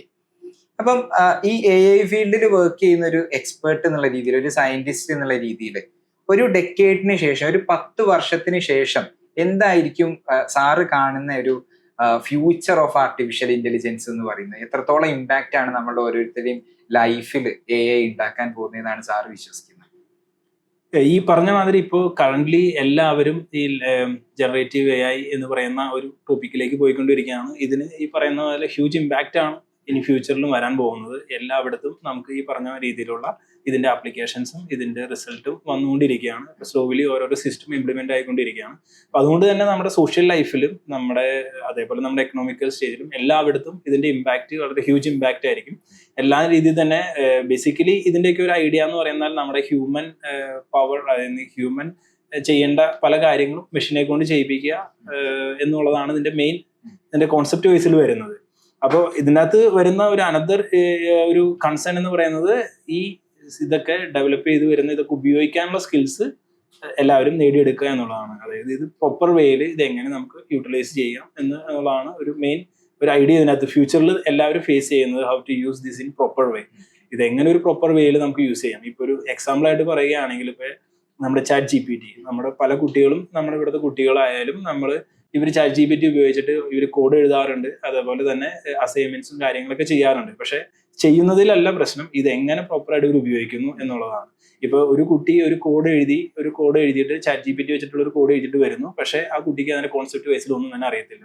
ഈ പറഞ്ഞ മാതിരി ഞാൻ ഫേസ് ചെയ്ത ഒരു ഇഷ്യൂ തന്നെയാണ്. ഈ കോഡ് ഉണ്ട് കുട്ടിയുടെ, ആ കോഡ് റൺ ചെയ്യുന്നുണ്ട്, പക്ഷെ അതിന് കിട്ടുന്ന റിസൾട്ട് ഇത് എന്ത് റിസൾട്ടാണ്, ഇത് എന്തിനു വേണ്ടിയുള്ള റിസൾട്ടാണ്, ഇത് എങ്ങനെയാണ് ഈ റിസൾട്ട് ഉണ്ടായത്, എങ്ങനെയാണ് ജനറേറ്റ് ചെയ്യുന്നത്, അങ്ങനെയുള്ള ഒരു അണ്ടർസ്റ്റാൻഡിങ് കുട്ടികൾക്ക് കിട്ടുന്നില്ല. അവരുടെ ടാസ്ക് ഫിനിഷ് ചെയ്യുന്നു വിത്തൗട്ട് അണ്ടർസ്റ്റാൻഡിങ് ദി ബേസിക്സ് അല്ലെങ്കിൽ ഫൗണ്ടേഷൻ. അപ്പൊ ഇത് ശരിക്കും പറഞ്ഞാൽ ഇത് എഫക്റ്റീവ് വേയിൽ ഇതൊരു ടൂളായിട്ട് എടുത്തിട്ട് ഈ ടൂള് നമ്മുടെ സ്കിൽസ് ഡെവലപ്പ് ചെയ്യാൻ വേണ്ടി എടുക്കുക എന്നതാണ് ബേസിക്കലി ഞാനും ചെയ്യുന്നത്. അങ്ങനെ തന്നെയാണ്, ഇതിനൊരു ടൂളായിട്ട് കാണുക. ഈ ടൂള് പ്രോപ്പർ രീതിയിൽ ഉപയോഗിക്കുക ഫോർ അവർ ഇപ്പൊ റിസർച്ച് ആണെങ്കിൽ റിസർച്ച് പർപ്പസ്, അല്ലെങ്കിൽ എന്ത് ഏരിയയിലാണോ നമുക്ക് ഇത് വരുന്നത് ആ ഒരു ഏരിയയിൽ ഉപയോഗിക്കുക എന്നുള്ളതാണ് ഇത് വരുന്നത്. ഈ ഫ്യൂച്ചർ ആഫ്റ്റർ ഒരു 10 years കഴിയുമ്പോൾ നമുക്ക് ഇറ്റ്സ് പ്രൂവ് ആണ്. മോസ്റ്റ് പ്രോബ്ലി എന്താ പറയാ, എല്ലായിടത്തും AI തന്നെ ആയിരിക്കുള്ളൂ. മോസ്റ്റ് ഓഫ് ദി സിസ്റ്റംസ് എല്ലായിടത്തും റീപ്ലേസ് ചെയ്ത് AI തന്നെ മൊത്തം കൺട്രോളിങ് എന്നുള്ള രീതിയിലേക്കായിരിക്കും വരിക. അപ്പൊ അതിൽ ആകെ ഉള്ള ഒരു കൺസേൺ എന്ന് പറയുന്നത് ഇത് പ്രോപ്പറായിട്ട് യൂസ് ചെയ്യാൻ പറ്റിയ ഒരു അവയർനെസ്സും ഒരു സ്കില്ലും നമ്മൾ തന്നെ ഡെവലപ്പ് ചെയ്ത് കൊണ്ടുവരിക എന്നുള്ളതാണ് ഇതിനകത്ത് വരുന്നത്. അപ്പം ഫ്യൂച്ചറിൽ AI ഭയങ്കരമായിട്ട് ഉപയോഗിക്കപ്പെടും എന്ന് പറയുമ്പം പൊതുവെ ഓഡിയൻസിനുള്ള ഒരു ഡൗട്ട് ആയിരിക്കും, പണ്ട് നമ്മൾ പ്രിന്റ്, അതായത് കാർബൺ പേപ്പർ വെച്ചിട്ടായിരുന്നു കോപ്പി ചെയ്തിരുന്നത്, ക്ലറിക്കൽ വർക്കുകളെല്ലാം ആളുകൾ എഴുതായിരുന്നു ചെയ്തത്. അപ്പം കമ്പ്യൂട്ടർ വന്ന സമയത്തും പ്രിന്റർ വന്ന സമയത്തും ആ ആൾക്കാരുടെ ജോലിയെല്ലാം റീപ്ലേസ് ചെയ്തു. പിന്നെ അത്ര ഒരു ആളുകൾ വേണ്ട ഒരു സ്പെസിഫിക് ജോലി ചെയ്യാൻ എന്നുള്ള അവസ്ഥയായി. അപ്പം അതുപോലെ ഒരു വലിയ വ്യത്യാസം ജനറേറ്റീവ് AI പോലുള്ള ChatGPT ഒക്കെ അഡ്വാൻസ് ചെയ്യുമ്പം തൊഴിൽ സാധ്യത കുറഞ്ഞു വരുമോ എന്നുള്ളത് പല ആൾക്കാർക്കും ഉള്ള ഒരു കൺസേൺ ആണ്. അതായത് സാധാരണഗതിയിലുള്ള ക്ലറിക്കൽ ജോബ്സ് എല്ലാം ഒരു AI വെച്ച് ഈസിലി റീപ്ലേസ് ചെയ്യപ്പെടുമോ, എന്തായിരിക്കും ഫ്യൂച്ചറിൽ AI വരുമ്പോഴുള്ള തൊഴിൽ അവസരങ്ങളും എന്തെങ്കിലും നഷ്ടമാണോ സംഭവിക്കുക? അതിനെ സാർ എങ്ങനെയാണ് നോക്കിക്കാണുന്നത്? ഇത് എല്ലാവർക്കുമുള്ള ഒരു കൺസേൺ തന്നെയാണ്. എല്ലാവരും നമ്മൾ ഓരോ ഇയറിൽ എടുത്താലും ഓരോ സ്റ്റേജിലും നമ്മൾ ഫേസ് ചെയ്യുന്നതാണ്. പണ്ട് നമ്മൾ എല്ലാവരും വിചാരിച്ചു കമ്പ്യൂട്ടർ വരുമ്പോൾ നമ്മുടെ പല ജോലി സാധ്യതകളും നമുക്ക് നഷ്ടപ്പെടും എന്നുള്ളൊരു വലിയൊരു ചിന്താഗതി തന്നെയായിരുന്നു. പക്ഷെ അത് കംപ്ലീറ്റ്ലി റോങ് ആണെന്ന് നമുക്ക് ഓൾറെഡി നമുക്ക് പ്രൂവ് ആണ്. അവസരങ്ങൾ കൂടിയിട്ടുള്ളൂ. അതേപോലെ തന്നെയാണ് AI അല്ലെങ്കിൽ ആർട്ടിഫിഷ്യൽ ഇന്റലിജൻസ് എന്ന് പറയുന്ന ഇത് എവിടെ വന്നാലും അത് ഒരിക്കലും ജോലി സാധ്യത ഇല്ലാതാക്കുന്നില്ല, അത് ജോലി സാധ്യത കൂട്ടുകയാണെന്നാണ് എൻ്റെ ഒരു പേഴ്സണൽ ഒരു അഭിപ്രായം. ഇതിനകത്ത് എങ്ങനെ വരുന്നതെന്ന് വെച്ചാൽ, ഇപ്പോൾ ഇപ്പൊ ഹ്യൂമൻ ചെയ്യുന്ന ടാസ്ക് ഒരു മെഷീൻ ചെയ്യുമ്പോൾ ആ മെഷീനെ കൊണ്ട് ചെയ്യിപ്പിക്കാൻ എന്തായാലും സ്കിൽഡ് ആയിട്ടുള്ള ഒരു പേഴ്സൺ വേണം. ഇതിനകത്ത് വരുന്ന ഒരു ഇതെന്ന് പറഞ്ഞാൽ സ്കിൽഡ് ആയിട്ടുള്ള പേഴ്സൺസ് ഉണ്ടെങ്കിൽ നമുക്ക് ജോലി സാധ്യത വളരെ കൂടുതലാണ്. സ്കിൽഡ്, അതായത് ഇതിനെക്കുറിച്ച് ഈ ടെക്നോളജിനെ കുറിച്ചോ അല്ലെങ്കിൽ ഇതിനെക്കുറിച്ചോ അറിയാത്ത ഒരു സാഹചര്യം വരുമ്പോഴാണ് ഔട്ട്ഡേറ്റഡ് ആയിട്ട് പോകുന്നു. അത് നമുക്ക് ഇപ്പൊ ഒരു എക്സാമ്പിൾ ആയിട്ട് പറയുകയാണെങ്കിൽ, നമ്മുടെ ഈ ഒരു ജനറേഷൻ എടുക്കുകയാണെങ്കിൽ നമ്മുടെ ചൈൽഡ്ഹുഡിൽ നമ്മൾ കണ്ട് വളർന്നതായിരുന്നു നമ്മുടെ കാസറ്റ്, അതിനുശേഷം നമുക്ക് VCR വന്നു, അതിനുശേഷം VCD വന്നു, അതിനുശേഷം ഇപ്പൊ USB വന്നു, കംപ്ലീറ്റ്ലി ഇപ്പൊ OTT പ്ലാറ്റ്ഫോം അങ്ങനെ വരുന്ന രീതിയിലേക്ക് കംപ്ലീറ്റ് മാറിയിട്ടുണ്ട്. പക്ഷെ അത് ഒരിക്കലും അപ്ഡേറ്റഡ് ആയിട്ടുള്ള ഒരാൾക്കാരുടെ ജോലി സാധ്യത ഒരിക്കലും അവിടെ പോയിട്ടില്ല. അവര് അപ്ഡേറ്റഡ് ആയിട്ടുള്ളവർക്ക് കൂടുതൽ ഓപ്പണിംഗ് ആണ് വന്നത്. അതേപോലെ തന്നെയാണ് നമ്മുടെ ആർട്ടിഫിഷ്യൽ ഇന്റലിജൻസ് എന്ന് പറയുന്ന ഒരു കോൺസെപ്റ്റ് വരുമ്പോൾ ജോലി സാധ്യത ഒരിക്കലും നഷ്ടപ്പെടുകയല്ല, കൂടുതൽ ജോലി സാഹചര്യങ്ങളിലേക്ക് അത് വഴിതെളിക്കുകയാണ് ചെയ്യുന്നത്. അതിന് വരുന്ന ആകെയുള്ള ഒരു ഇതെന്ന് പറയുന്നത് ഇതിൻ്റെതായ സ്കിൽസ് ഡെവലപ്പ് ചെയ്ത് എടുക്കുക. പേഴ്സണലി ആ ഒരു ആള് സ്വന്തം വർക്ക് ചെയ്ത് ഹാർഡ് വർക്ക് ചെയ്ത് ഇതിന്റെ സ്കിൽസ് എല്ലാം ഡെവലപ്പ് ചെയ്ത് വരികയാണെങ്കിൽ ഒരുപാട് ജോലി സാധ്യതകളാണ് ഉള്ളത്. ഇപ്പൊ സാറ് റിസർച്ച് ആർട്ടിഫിഷ്യൽ ഇന്റലിജൻസിലും മെഷീൻ ലേണിംഗിലുമാണ് അല്ലേ? അപ്പം ആർട്ടിഫിഷ്യൽ ഇന്റലിജൻസിനെ ട്രെയിൻ ചെയ്തെടുക്കാൻ ഒരുപാട് ഡാറ്റ ഇൻപുട്ട് വേണം എന്നുള്ളത് നമ്മൾ പറഞ്ഞു. അപ്പം ഈ ഡാറ്റ കൊണ്ട് ട്രെയിൻ ചെയ്യിപ്പിക്കുന്ന സമയത്ത് സ്വാഭാവികമായിട്ടും അവിടെ ഒരു എത്തിക്കൽ കൺസിഡറേഷൻ വരും. അപ്പം സാർ അതിന്റെ ഒരു ചലഞ്ചായിട്ട് പറഞ്ഞതും അത് തന്നെയായിരുന്നു. അപ്പം കൂടുതൽ ഡാറ്റ കിട്ടുന്നതിനനുസരിച്ച് നമ്മളുടെ മോഡൽ കൂടുതൽ റിഫൈൻഡ് ആയി മാറും, നമുക്ക് നല്ല രീതിയിൽ ഔട്ട്പുട്ട് കിട്ടുകയും ചെയ്യും. പക്ഷെ അവിടെയും ഈ എത്തിക്കൽ കൺസിഡറേഷൻ വരുമ്പം നമുക്ക് എവിടെയാണ് ഈ എത്തിക്സിന്റെ ഒരു ബോർഡർ വരയ്ക്കാൻ പറ്റുക? അതായത് റിസർച്ചിന് വേണ്ടി ഇത്ര വരെ ഡാറ്റ ഉപയോഗിക്കുന്നത് ഓക്കെ, അല്ലെങ്കിൽ ഈ ഡാറ്റ കൊടുക്കുന്ന ആൾക്കാർക്ക് ഇപ്പം സാർ റിസർച്ച് തന്നെ പറയുകയാണെന്നുണ്ടെങ്കിൽ ഫേഷ്യൽ റെക്കഗ്നിഷന്റെ ഡാറ്റ അത് തരുന്ന ഒരാൾക്ക് സ്വാഭാവികമായിട്ടും എത്തിക്കൽ കൺസേൺസ് ഉണ്ടാവില്ലേ? അപ്പം അത് എങ്ങനെയാണ് അഡ്രസ് ചെയ്യുക? ആൻഡ് ഇനി സാറ് ഫ്യൂച്ചറിലും റിസർച്ച് ചെയ്യുന്ന സമയത്ത് ആളുകളുടെ ഇതുപോലത്തെ ഉള്ള ചോദ്യങ്ങൾ അതിനൊരു കോമൺ ഓഡിയൻസിനെ സാർ എങ്ങനെയാണ് അഡ്രസ് ചെയ്യുന്നത്? ഏത് രീതിയിൽ വരെ ഡാറ്റ ഒരു സയന്റിസ്റ്റിന്റെ കയ്യിൽ സേഫ് ആണ്? അതിന്റെ ഒരു പരിധി എത്രയാണ്? അതെ, ഈ ലിമിറ്റേഷൻ വരയ്ക്കുക എന്ന് പറയുന്നത് പേഴ്സണലി ഓരോ റിസർച്ചേഴ്സും അവരുടെ ആ ഒരു ലൈൻ ഡിഫറെന്റ് തന്നെയായിരിക്കും. പക്ഷെ എൻ്റെ ഒരു പോയിന്റ് ഓഫ് വ്യൂല് there should be a standard, ഒരു സ്റ്റാൻഡേർഡൈസേഷൻ കൊണ്ടുവരിക എന്നുള്ളതാണ് ഇതിൽ വരുന്ന ആകെയുള്ള ഒരു അതല്ലെങ്കിൽ ഒരു പോളിസി. ഇപ്പൊ പല സ്റ്റാൻഡേർഡൈസേഷനും പല പ്രൊഡക്റ്റും പ്രോട്ടോടൈപ്പും കാര്യങ്ങളും വരുമ്പോൾ ക്വാളിറ്റി ചെക്ക് ചെയ്യുന്നുണ്ട്. അതേപോലെ ആ ഒരു സ്റ്റാൻഡേർഡൈസ്ഡ് ഒരു ഫോർമാറ്റിലുള്ള ഇത് മാത്രമേ മാർക്കറ്റിലേക്ക് പോകാവൂ, അത് ഒരു അവൈലബിൾ പ്രൊഡക്റ്റ് ആയിട്ട് പോകുള്ളൂ. അതേ കോൺസെപ്റ്റ് വൈസ് തന്നെ നമുക്ക് സ്ട്രിക്റ്റ് ആയിട്ടുള്ള പോളിസികൾ കൊണ്ടുവരിക, എത്തിക്കൽ കൺസിഡറേഷൻ പ്ലസ് ഇതിന്റെ അവയർനെസ് എല്ലാവർക്കും കൊടുക്കുക.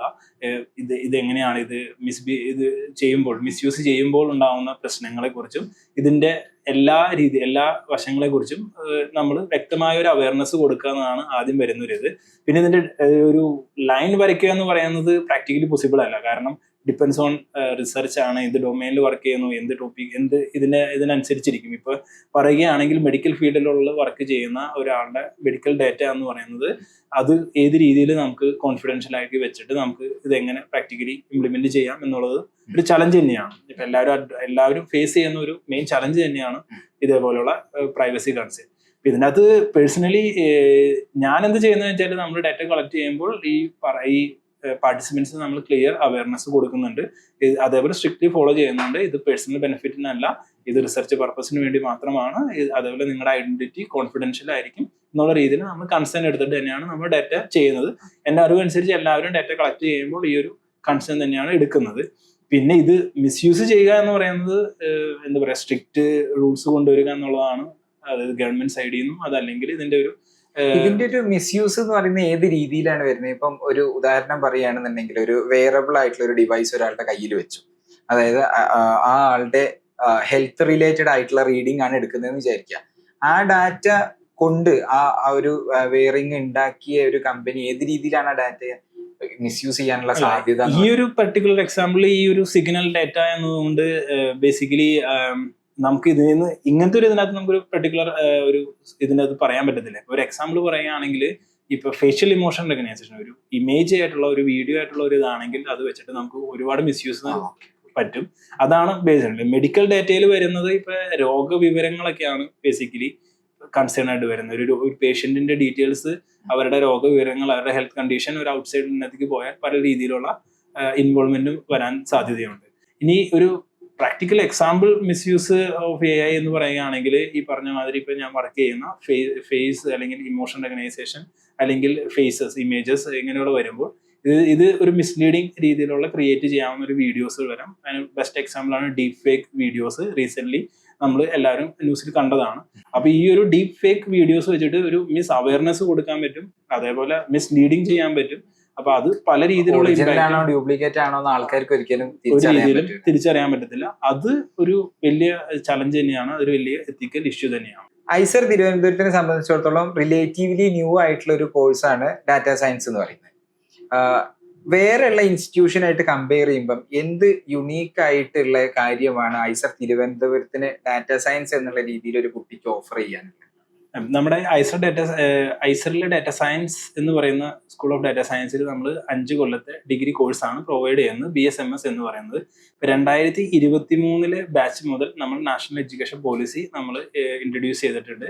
അപ്പോൾ അതിന്റെ പ്രത്യേകത എന്ന് പറയുന്നത് ഏത് ഇയറിൽ വേണമെങ്കിലും കുട്ടികൾക്ക് എക്സിറ്റ് ആവാം വിത്ത് സർട്ടിഫിക്കറ്റ് ആണ്. ഫസ്റ്റ് ഇയറിൽ എക്സിറ്റ് ആവുന്നവർക്ക് ഡിപ്ലോമ, സെക്കൻഡ് ഇയറിലും അതേപോലെ തേർഡ് ഇയർ വരുന്നവർക്ക് ഡിഗ്രി സർട്ടിഫിക്കറ്റ്, ഫോർത്ത് ഇയറിലെ കുട്ടികൾക്ക് ഡിഗ്രി ഹോണേഴ്സ്, അതേപോലെ ഫിഫ്ത് ഇയറിലെ കുട്ടികൾക്ക് BSMSന്റെ സർട്ടിഫിക്കറ്റ്. ഏത് വർഷം വേണമെങ്കിലും എക്സിറ്റ് ആവാം എന്നുള്ളതാണ് ഈ നാഷണൽ എഡ്യൂക്കേഷൻ പോളിസിയുടെ പ്രത്യേകത എന്ന് പറയുന്നത്. നമുക്കിപ്പോൾ ഇപ്പോഴത്തെ കരിക്കുലം നമ്മൾ ഡിസൈൻ ചെയ്തിരിക്കുന്നത് ഇപ്പോൾ തേർഡ് സെമസ്റ്റർ തുടങ്ങുമ്പോൾ തന്നെ നമ്മൾ ഡാറ്റ സയൻസിന്റെ കോഴ്സുകൾ നമ്മൾ ഓഫർ ചെയ്യുന്നുണ്ട്. അതിൽ ഇൻട്രൊഡക്ഷൻ ടു ആർട്ടിഫിഷ്യൽ ഇന്റലിജൻസ് എന്ന് പറയുന്ന കോഴ്സും മാത്തമാറ്റിക്കൽ ഫൗണ്ടേഷൻസ് എന്ന് പറയുന്ന mathematical foundation of data science എന്ന് പറയുന്ന കോഴ്സും തേർഡ് സെമസ്റ്ററിൽ നമ്മൾ പ്രീ മേജർ എന്ന രീതിയിൽ നമ്മൾ ഓഫർ ചെയ്യുന്നുണ്ട്. അപ്പൊ അങ്ങനെ വരുമ്പോൾ പ്രീവിയസ് കരിക്കുലം അനുസരിച്ച് ആദ്യത്തെ 2 കൊല്ലം ഫൗണ്ടേഷൻ കോഴ്സുകളാണ്. ആ ഫൗണ്ടേഷൻ കോഴ്സുകൾ എല്ലാവരും പഠിക്കുന്നു. അതിനുശേഷം അവരുടെ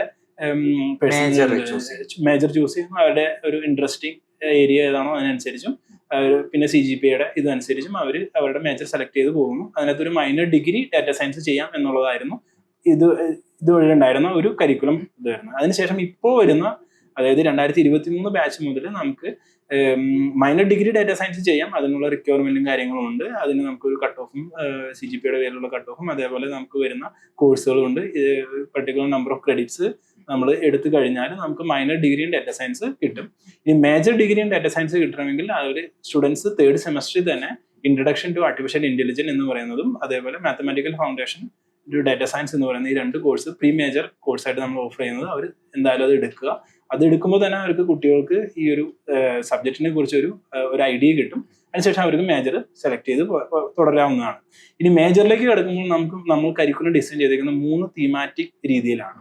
അപ്പൊ ഇതിൻ്റെ അകത്ത് ആദ്യം വരുന്നത് സ്റ്റാറ്റിസ്റ്റിക്സ്, പ്രോബബിലിറ്റി, മാത്സ് ഓറിയന്റഡ് കോഴ്സുകളാണ് വരുന്നത്. അതിൽ നമ്മൾ ഒട്ടുമിക്ക മാത്തമാറ്റിക്കൽ ഫൗണ്ടേഷൻ കോഴ്സുകളും ഒട്ടുമിക്ക കോഴ്സുകളും അതിനകത്ത് നമ്മൾ കവർ ചെയ്ത് പോകുന്നുണ്ട്. അതായത് ഈ ഡാറ്റ സയൻസിന്റെ കമ്പോണന്റിൽ മാത്തമാറ്റിക്കൽ എലമെന്റ്സ് വളരെ സ്ട്രോങ് ആയിരിക്കണം. മാത്തമാറ്റിക്കൽ ഫൗണ്ടേഷൻസ് നെസസറി ആണ്. അപ്പോൾ മാത്സ് ഇൻട്രസ്റ്റിംഗ് ആയിട്ടുള്ള ഒരു കുട്ടിക്ക് തന്നെയാണ് ഡാറ്റ സയൻസിലേക്ക് എന്നുള്ള ഒരു ഓപ്ഷനിലേക്ക് വന്നിട്ട് കാര്യമുള്ളൂ. അപ്പോൾ മാത്തമാറ്റിക്കൽ ഫൗണ്ടേഷൻ സ്ട്രോങ് ആയിരിക്കണം. അതിനുശേഷം അടുത്ത് വരുന്നതാണ് കമ്പ്യൂട്ടർ സയൻസ് ബാക്ക്ഗ്രൗണ്ട്. നമുക്ക് കമ്പ്യൂട്ടർ സയൻസിന്റെ ഡാറ്റാബേസ് മാനേജ്മെന്റ്, അതേപോലെ പാരലൽ കമ്പ്യൂട്ടിംഗ്, അതേപോലെ ഡാറ്റ സ്ട്രക്ചർ, അങ്ങനെ വരുന്ന പല കോഴ്സുകളും നമ്മൾ ഓഫർ ചെയ്യുന്നുണ്ട്. അപ്പോൾ അതിനകത്ത് നിന്നും പ്രോഗ്രാമിങ്ങിന്റെ ഒരു സ്കിൽസ് കുട്ടികൾ ഡെവലപ്പ് ചെയ്തെടുക്കുന്നുണ്ട്. അപ്പോൾ അതും നെസസറി ഒരു കമ്പോണന്റ് തന്നെയാണ് നമ്മുടെ ഡാറ്റ സയൻസിന്റെ ഒരു സ്കൂൾ ഓഫ് ഡാറ്റ സയൻസിൽ വരുന്നത്. അതിനുശേഷം വരുന്നതാണ് AL ML എന്ന് പറയുന്ന കോഴ്സുകൾ. അതിനകത്ത് മെഷീൻ ലേണിംഗ് തന്നെ 1, മെഷീൻ ലേണിംഗ് 2 ഉണ്ട്. അതേപോലെ ആർട്ടിഫിഷ്യൽ ഇന്റലിജൻസിന്റെ കോഴ്സുകളുണ്ട്. പിന്നെ ഡാറ്റ അനാലിസിസ് ആൻഡ് വിഷ്വലൈസേഷൻ എന്ന് പറയുന്ന കോഴ്സുകളുണ്ട്. ഈ ഒരു കമ്പോണന്റും നെസസറി തന്നെയാണ്. ഈ ഓവറോൾ ഈ 3 തീമും കൂടി ചേർന്നതാണ് നമ്മുടെ ഡാറ്റ സയൻസ് എന്ന് പറയുന്ന ഓവറോൾ കരിക്കുലം വരുന്നത്. പിന്നെ വരുന്നത് എന്ന് വെച്ചാൽ ഇത് കഴിഞ്ഞിട്ട് സ്റ്റുഡന്റിന് എലക്റ്റീവിന്റെ എടുക്കുന്ന നേരത്തും അവരുടെ ഇൻട്രസ്റ്റിനനുസരിച്ച്, ഇപ്പൊ മാത്സ് കൂടുതൽ താല്പര്യമുള്ള കുട്ടികൾക്കാണെങ്കിൽ മാത്സ് റിലേറ്റഡ് ആയിട്ടുള്ള എലക്റ്റീവിലേക്ക് പോകാം, അല്ലെങ്കിൽ കമ്പ്യൂട്ടർ സയൻസ് റിലേറ്റഡ് ആയിട്ടുള്ള എലക്റ്റീവിലേക്ക് പോകാം, അല്ലെങ്കിൽ AL MLന്റെ എലക്റ്റീവിലേക്ക് പോവാം. അപ്പൊ അങ്ങനെയാണ് ഇത് വരുന്നത്. അതിനുശേഷം ഈ കുട്ടിക്ക് ജോലിയും ഇതിന്റെ അനുസരിച്ച്, ഈ ഒരു തീമിന്റെ അനുസരിച്ച് എവിടേക്കാണ് ജോലിക്ക് അപ്ലൈ ചെയ്യേണ്ടത് അതിനനുസരിച്ച് കണ്ടിന്യൂ ചെയ്യാം. ഐസർ പൊതുവെ അറിയപ്പെടുന്നത് പ്യുവർ സയൻസിന്റെ പേരിലാണ്. Physics, chemistry, maths, biology. അപ്പൊ സ്വാഭാവികമായിട്ട് അത്ര ഒരു പ്യുവർ സയൻസ് എന്ന് നമുക്ക് ഡാറ്റ സയൻസിനെ വിളിക്കാൻ പറ്റില്ല. അപ്പൊ പ്യുവർ സയൻസിലുള്ള റിസർച്ചും ഡാറ്റ സയൻസിലുള്ള റിസർച്ചും തമ്മിലുള്ള ഒരു വ്യത്യാസം എന്താണ് വരുന്നത്? അത് പലപ്പോഴും ആൾക്കാർക്കുള്ള ഡൗട്ടാണ്. ഈ ഡാറ്റ സയൻസിലൊക്കെ എന്ത് ടൈപ്പ് റിസർച്ച് ആണ് വരുന്നത് എന്നുള്ളത്. എന്ത് ടൈപ്പ് റിസർച്ച് ആണ് ഡാറ്റ സയൻസിൽ ആക്ച്വലി വരുന്നത്? ഡാറ്റ സയൻസ് ഞാൻ നേരത്തെ പറഞ്ഞ പോലെ തന്നെ ഇന്റർ ഡിസിപ്ലിനറി ആണ്. നമുക്ക് എല്ലാ മേഖലയിലും എല്ലാ ഏരിയയിലും നമുക്ക് അപ്ലൈ ചെയ്യാൻ പറ്റിയ ഒരു കോൺസെപ്റ്റ് തന്നെയാണ് ഡാറ്റ സയൻസ് എന്ന് പറയുന്നത്. അപ്പൊ എവിടെയൊക്കെ ഡാറ്റ ഉണ്ടോ അവിടെയൊക്കെ നമുക്ക് നമ്മുടെ ഡാറ്റ സയൻസിന്റെ കോൺസെപ്റ്റുകൾ കൊണ്ടുവരാവുന്നതാണ്. ഇപ്പൊ ബാക്കി പ്യുവർ ബേസിക് സയൻസ് വെച്ച് നോക്കുമ്പോൾ ഡാറ്റ സയൻസിന്റെ ഇതിനകത്ത് വരുന്നത് ഇപ്പൊ നമുക്ക് പ്യുവർ എക്സ്പെരിമെന്റ് ഓറിയന്റഡ് ആയിട്ടുള്ള ഒരു റിസർച്ച് വർക്കുകൾ വളരെ കുറവാണ്. അത് ഭയങ്കര നാരോ ആയിട്ട് വർക്ക് ചെയ്യുന്നവരല്ലാതെ പ്യുവർ എക്സ്പെരിമെന്റ് ബേസ്ഡ് ചെയ്യുന്ന വർക്കുകൾ കുറവായിരിക്കും. നമ്മുടെ സ്കൂളിലും കുറവ് തന്നെയാണ് വരുന്നത്. ബേസിക്കലി നമ്മുടെ ഇതിനകത്ത് വരുന്നത് ഇപ്പൊ സ്റ്റാറ്റിസ്റ്റിക്സ്, പ്രോബബിലിറ്റി എന്ന് പറയുന്ന റിസർച്ച് ഏരിയയിൽ വർക്ക് ചെയ്യുന്ന ഫാക്കൽറ്റീസ് ഉണ്ട്. അതേപോലെ മെഡിക്കൽ AI വർക്ക് ചെയ്യുന്ന ഫാക്കൽറ്റീസ് ഉണ്ട്. അതേപോലെ ക്ലൗഡ് കമ്പ്യൂട്ടിംഗ് എന്ന് പറയുന്ന റിസർച്ച് ഏരിയയിലുണ്ട്. അതേപോലെ ഇപ്പൊ കമ്പ്യൂട്ടർ വിഷൻ, അതേപോലെ ക്ലിനിക്കൽ ഡാറ്റ എന്ന് പറയുന്നതൊക്കെയാണ് മെയിൻ ആയിട്ട് വരുന്ന റിസർച്ച് തീമുകൾ എന്ന് പറയുന്നത്.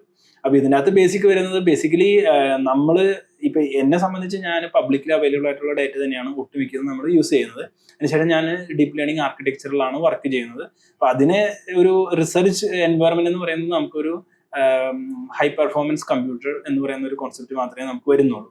ഹൈ പെർഫോമിങ് സിമുലേറ്റഡ് രീതിയിലുള്ള ഒരു വർക്ക് തന്നെയാണ് വരുന്നത്. നമുക്ക് ഒരു ഫിസിക്കൽ എഫേർട്ട് എന്ന രീതിയിൽ ഡാറ്റ പോയി കളക്ട് ചെയ്യുക, ഡാറ്റ എക്സ്പെരിമെന്റ് ചെയ്യുക, അതിനുശേഷം ഡാറ്റ എടുക്കുക, അങ്ങനെ ഒരു കോൺസെപ്റ്റ് നമുക്ക് ഓവറോൾ ഡാറ്റ സയൻസിൽ വരുന്നില്ല. വളരെ ചെറിയ നാരോ ഏരിയാസിൽ അല്ലെങ്കിൽ പർട്ടിക്കുലർ ടോപ്പിക്കിൽ വർക്ക് ചെയ്യുന്നവർക്ക് ആവശ്യം വരുന്നതാണ്. പക്ഷെ ജനറലി ഇപ്പൊ നമ്മുടെ കറണ്ട് സ്കൂളിൽ അങ്ങനെ ഒരു എക്സ്പെരിമെന്റ് സൈഡിൽ വരുന്ന റിസർച്ച് കുറവാണ്.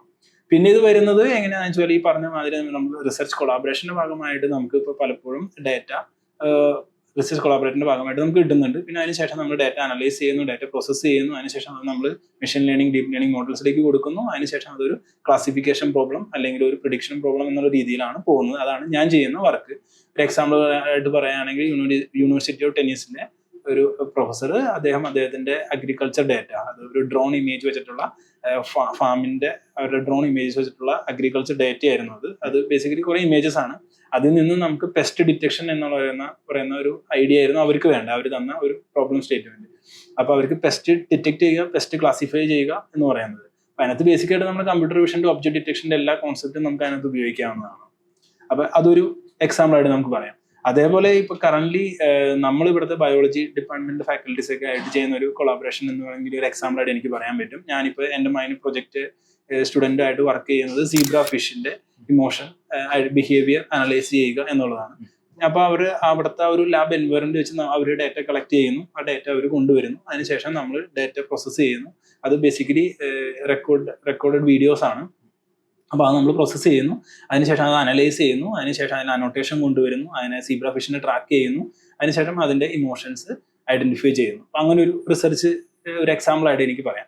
അപ്പൊ അതേപോലെ ഇതെന്ന് പറഞ്ഞാല് it's data science overall research is connected with all topics എന്നാണ് നമുക്ക് ജനറലി നമുക്ക് പറയാൻ പറ്റുക. എന്താണ് ഒരു റിസർച്ച് തീം വരുന്നത് അതിനനുസരിച്ച് നമുക്ക് ഇത് എക്സ്പാൻഡ് ചെയ്ത് പോവാം. റാദർ ദാൻ നമ്മളൊരു നാരോ ടോപ്പിക്കിൽ എന്താ പറയാ ഒരു എക്സ്പെരിമെന്റ് ഓറിയന്റഡ് എന്ന് പറയുന്ന കൾച്ചർ സയൻസിന്റെ ഒരു സ്റ്റൈലിലല്ല ഡാറ്റ സയൻസ് റിസർച്ച് വരുന്നത്.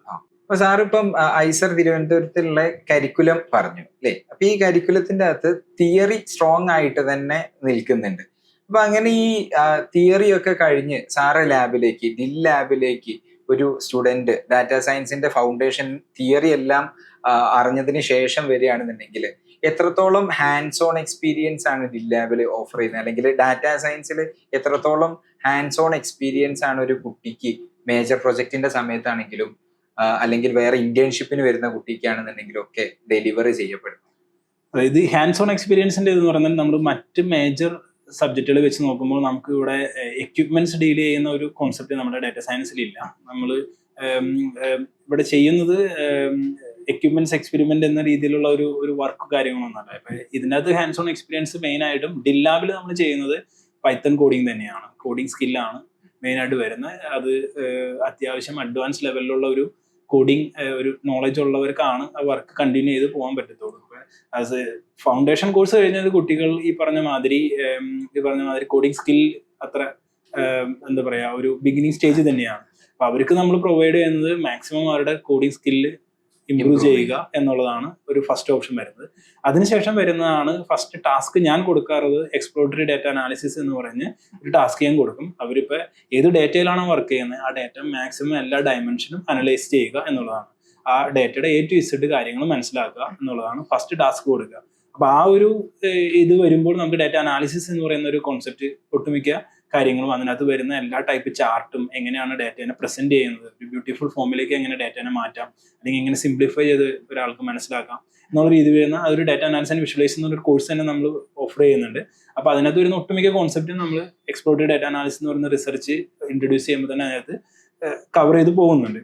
അതിനുശേഷം വരുന്നതാണ് നമ്മൾ ആദ്യം ഡിസൈഡ് ചെയ്യുന്നത് ഈ സ്റ്റുഡന്റ് വർക്ക് ചെയ്യുന്നത് ഒരു പ്രിഡിക്ഷൻ പ്രോബ്ലം ആണോ അല്ലെങ്കിൽ ഒരു ക്ലാസിഫിക്കേഷൻ പ്രോബ്ലം ആണോ എന്നാണ് നോക്കുന്നത്. അപ്പോൾ ഒരു പ്രിഡിക്ഷൻ പ്രോബ്ലം ഏറ്റവും ബെസ്റ്റ് എക്സാമ്പിൾ ആയിട്ട് പറയുകയാണെങ്കിൽ നമ്മൾ വെതർ പ്രിഡിക്ഷൻ അല്ലെങ്കിൽ സ്റ്റോക്ക് മാർക്കറ്റ് പ്രിഡിക്ഷൻ എന്ന് പറയുന്നത് വെരി കോമൺ എക്സാമ്പിൾ ആണ്.